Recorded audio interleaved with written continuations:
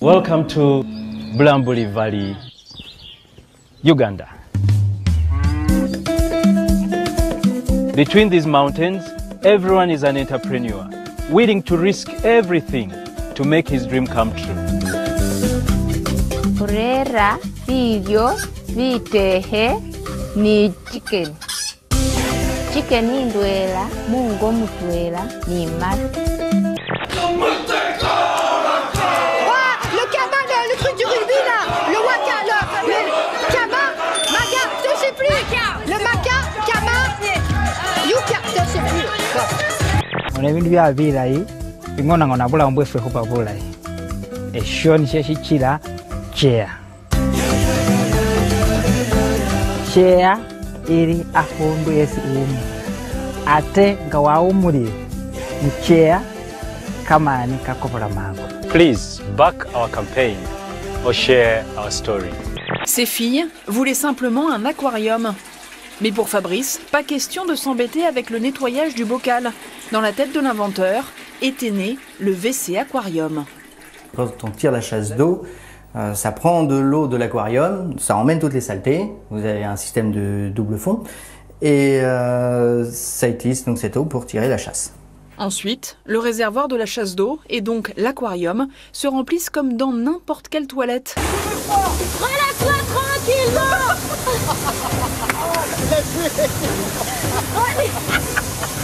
Et comme les poissons sont nourris grâce à un distributeur automatique, le WC Aquarium est autonome et même connecté.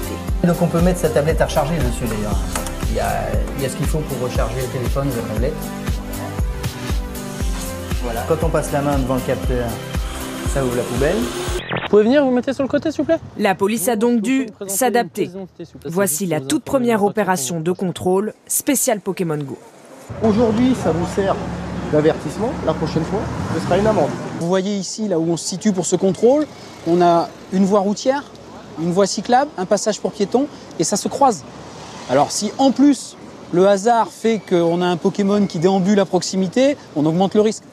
Son swag là, même si je sais pas bien ce que ça veut dire, elle l'a. Remarquez, chacun son vocabulaire, hein. Vous-même utilisez des mots bien à vous, hein. 500 €, c'est le Merwana quoi. Des chaussettes. On sait pas où donner des yeux. Et on continue avec de la culture générale. Quelle lettre manque 3 fois au nom des habitants de Bonny-sur-Loire? Indice. Marion. Le N. Ce sont les... Bonichon. Ah bah oui. Ce sont les bonichons et les bonichonnes. Qui veut absolument que je me fasse refaire la poitrine parce qu'il estime qu'il a des très grandes mains et il voudrait que j'ai voilà, les choses appropriées à ses mains. Donc, mais il a l'impression qu'il a des grandes mains tout le temps ou quand il va aux toilettes seulement? Faut lui demander. Une de mes très bonnes amies qui était hollandaise vivait avec 2 Russes et un jour il y avait un casting super important qu'il fallait absolument pas rater et du coup les 2 Russes ont empoisonné le chien de cette petite nana en lui donnant du chocolat et plein de friandises et elle a dû l'emmener chez le vétérinaire et du coup louper le casting, mais du coup elle s'est vengée en passant tout leur maquillage et tout leur pinceau à maquillage dans la litière du chien.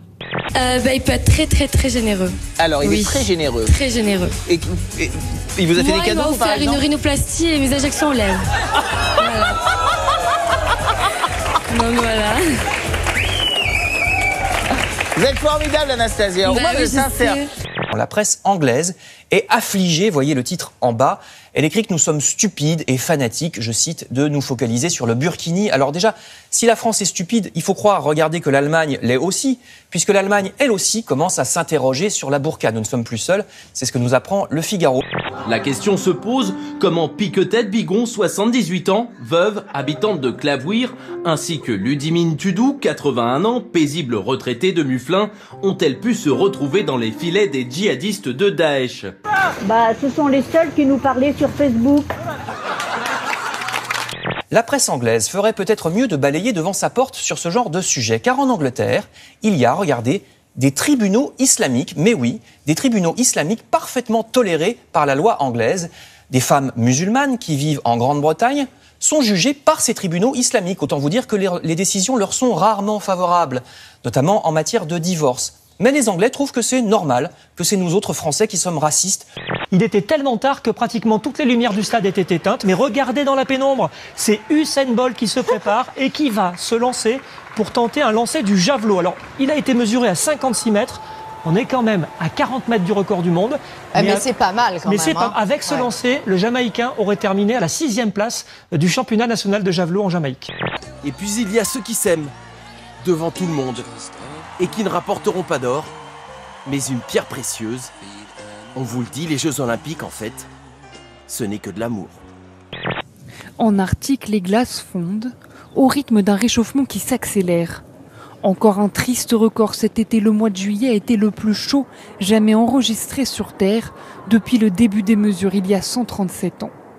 La température globale le mois dernier a été de 16,67 degrés contre 15,8 degrés de moyenne au XXe siècle. C'est ici le seul endroit de l'Antarctique où l'être humain peut prendre un bain sans perdre la vie.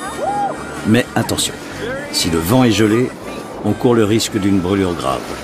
C'est comme plonger dans un seau à glace. Même si l'eau est à 30 degrés, je ne me sens pas vraiment téméraire.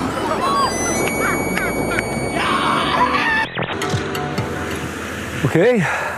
Vous voulez une glace? Bien sûr, ici, il faut savoir partager avec la population locale.